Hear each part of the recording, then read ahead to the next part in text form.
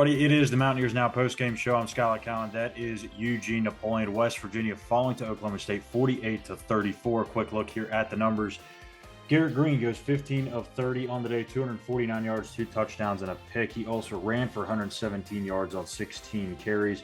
For Oklahoma State, it was the Ollie Gordon show, which we had mentioned last week, a guy to watch for. He goes for 282 and 4 touchdowns. And West Virginia, again, falling 48-34, now 4-3 on the season, 2-2 in Big 12 conference play. And, Gina, I'm really at a loss for words. It's funny, we talked about last week the way the game ended against Houston, how we were literally at a loss of words, probably for different reasons. But this one's just more so hard to describe, right? It felt like West Virginia had a chance. They went into the fourth quarter with a lead, and then just absolute chaos ensues. I guess let's just start there. The fourth quarter. How bad was it in your view? I don't even know where to start. Again, when you talk about playing at home, homecoming, all these different things, and you're talking about playing a team like Oklahoma State, who is well coached, by the way. Absolutely. Said that before. Coach Gundy got those guys playing well, got them believing, got them doing the things that they need to do to win football games. And when you don't tackle well, when you don't take advantage of opportunities that's been afforded you, that's what's going to happen. You know, during the course of that game, forget the fourth quarter, we had 2 or 3 different possessions and opportunities where we could have scored points and we didn't. Right. So at the end of the day, you know, for some odd reason, we don't know how to put teams away. You cannot keep a decent football program around in a game like that. You just can't. You will wind up coming up on the losing end of the stick every single time. So today is just hard to believe, because if you would have told me, listen, that's a good back, okay? But if you would have told me we would have given up 3 rushing yards almost. Come on, man. No, I wouldn't have believed it. I wouldn't have believed it in a million years. So there's a lot to take from this game, but I'm going to tell you something. We really have to get it together. We really have to get it together, because you're starting to lose games that you should win. So what happens when you're in games with, no disrespect to these teams, but when you're in a game with Oklahoma, or you're in a game with a team that's really stacked, you know, kind of like early in the year when we played Penn State, those really good football teams from top to bottom. Now what happens? If you can't put away teams that you should beat, we have a problem. Where are we in our program? That's really the question. Yeah, and that's a good point. I want to bring this up before I get deeper into this game, because you're talking about the state of the program. One of the fans tweeted this screenshot at me, and I kind of knew it in the back of my head, but I didn't realize, I think, the actual numbers to it. We all know Neil Brown has never led West Virginia to a ranking in his 5 years here, right? We all know that. I didn't realize that if you go back before Neil Brown got here, I believe it was 13 of the last 14 years prior to Neil that at some point in the season, West Virginia was ranked. Yes. So you go 13 of 14 years, and he's now in year 5 and has not yet led West Virginia to an AP Top 25 ranking. I think this is from everything that I'm seeing on social media, it's all about Neil Brown, how it's time to move on. And look, we're 7 games in, and like we said, when they were 4-1, there's a lot of football left. There's still a lot of football left. They could somehow turn this thing miraculously around and finish 8-4, 9-3, but it could also be last week be the start of what turns into a crappy end of the season, right? Where we talked about how that could take you mentally out of things. Let me tell you something, Schuyler. I've always been a realist, and anybody that knows me, including yourself, I bleed gold and blue. You know that.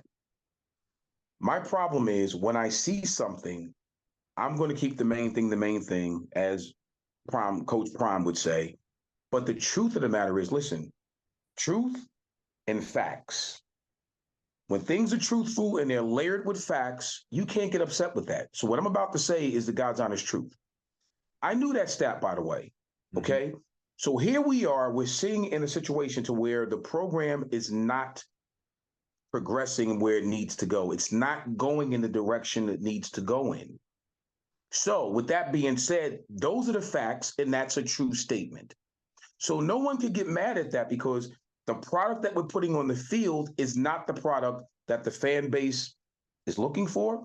It's not the product that the alumni is looking for. And I'm sure it's not the product that everybody in college football is looking for. Because let me tell you something, people know West Virginia to be a very, you're not going to come into Morgantown and just get a win like that with a running back running for damn near 300 yards. Yeah. That's not typical of a West Virginia defense. It's not typical of a West Virginia program. So when you're looking at it, it's the optics that make people a little bit more upset. The reality is we are who we are right now, but it's also the optics. Once again, it goes back to games that you should win, you should win. There is no reason why we should have lost a game like this at home during homecoming. There is no reason.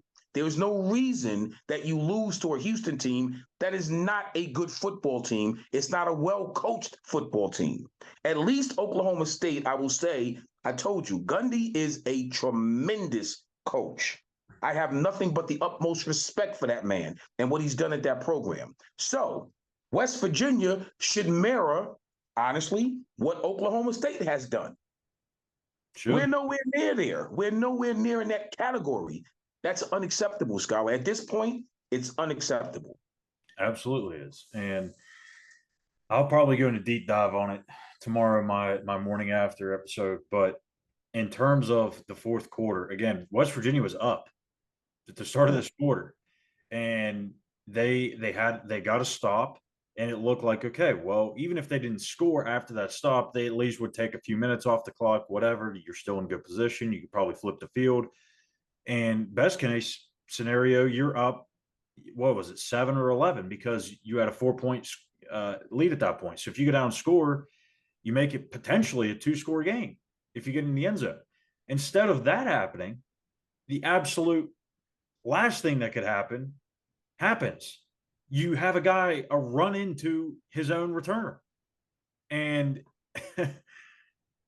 I mean, it's just unfathomable. Like, I mean, how that happens, I don't know, but even Neil kind of sounded like he was at a loss for words in the press conference about it. He kept saying, I don't know how to explain it. I really don't. But after that, again, when things like that happen, it's always about how you respond. Does the offense that come back out there on the short notice, do they even take advantage of short fields? Because sometimes they don't. Good teams don't do, or good teams do that, bad teams don't. Same thing with the defense. They could have bowed up and held Oklahoma State to a field goal. They didn't. They let them waltz right into the end zone. West Virginia goes down. It's 4th and 2. All of a sudden, they fail the 4th down conversion on a read that Garrett Green probably should have kept, or I mean, probably should have handed off. And all of a sudden, boom, Ollie Gordon's down the other way, and now Oklahoma State's all of a sudden up 2 scores. A quick turn of events because of a lot of miss opportunities and a lot of just bad football. The read that I just listened to Garrett Green explain that somebody had asked that question in his post game, and the one thing I'll give that young man, he was very brutally honest on that assessment, and he said, sometimes I act like Superman, and sometimes it bites me in the ass. That's out of his own mouth, and he said that was a poor read by me. I should have gave it. So that's going to be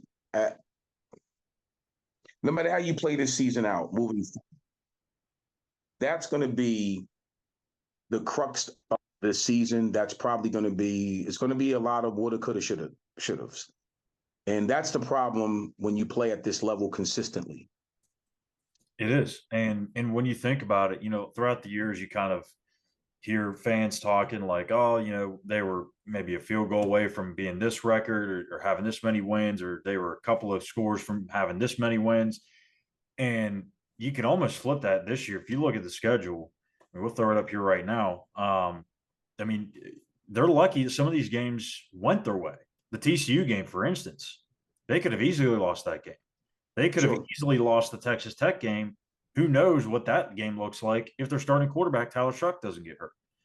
Right. And, I mean, it's a completely different way of looking at it. But, I mean, this team is completely I think it feels like they're on the ropes right now, and they don't know how to respond. They don't know whether to get off the ropes and throw a jab, or if they want to keep sitting there putting the gloves up and defending themselves. So we're about to find out, because they're going to go to the bounce house next week against UCF, and they're hungry for a win. They played Oklahoma very tough today, lost Yeah. 30-29. So it's Yep. it's not going to get any easier from here on out. You got UCF, BYU, Oklahoma, Cincinnati, Baylor. You need 2 wins to get the bowl eligibility. But I still, as we talked about it many, many times throughout the offseason, 6 wins is just not simply good enough in year 5. It's just not. It's not. That's 1 and then 2. Let me say this to you. The bottom line is this. Now you understand, people, I don't think, people really understand how tough it is to win a collegiate football game at this level. Yep. It's not easy. Let me be clear. It's not easy. But when you're making the same mistakes week in and week out, I keep saying this, that comes down to coaching. Period. When you can't execute certain plays that you should be executing at this point in the season, Schuyler, that comes down to coaching. Yep. Period. And there is no excuse for that. That's coaching. And I'll even throw in too, I can't remember what quarter it was, where Oklahoma State got 33 yards on penalties, face mask and the late hit out of bounds. That is the exact T, or to the T is coaching right there. A lack of discipline, a lack of awareness. I don't care that it was a true freshman linebacker that did the late hit. Right. If he's been in there starting for a couple of games, and really has been the starter for almost a month now, because you had the bye week and you had a little bit of half a week before and after the Houston game. I mean, it's inexcusable. 33 yards you're handing to Mike Gundy. I can tell you right now, that's not going to work out very often. So that's a tough one for West Virginia to drop, 48-34. Again, they're now 4-3 on the season, 2-2 in Big 12 play. And as ugly and disappointing and probably as much as this hurts for West Virginia, they're still somewhat in the Big 12 picture, but they pretty much have to win out now. I think that's very obvious to even have a chance, but I think right now they just want to get one more back in the win column before they start talking about anything else. So that's going to do it for us here tonight on the Mountaineers Now post-game show. Be sure to hit that subscribe button on YouTube at Mountaineers Now. Follow us on Twitter at the same handle. For Eugene, Napoleon, I'm Schuyler. We thank you guys for watching. We'll be back here tomorrow morning for the morning after. Take care.